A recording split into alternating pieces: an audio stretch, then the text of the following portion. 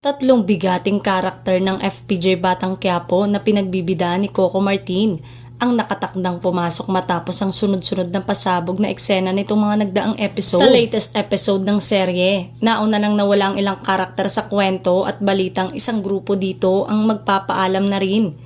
Inamin ni Coco Martin na nagbabawas naman kasi talaga ng tao sa nasabing serye.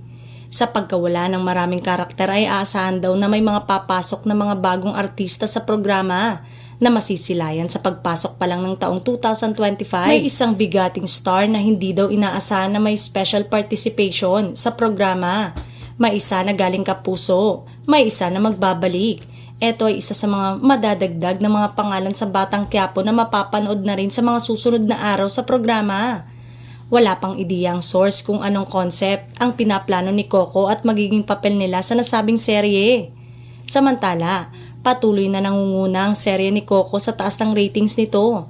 Kamakailan lamang kasi ay muling nakakuha ng mataas na ratings na pinataob ang mga kalabang serye ng ibang network.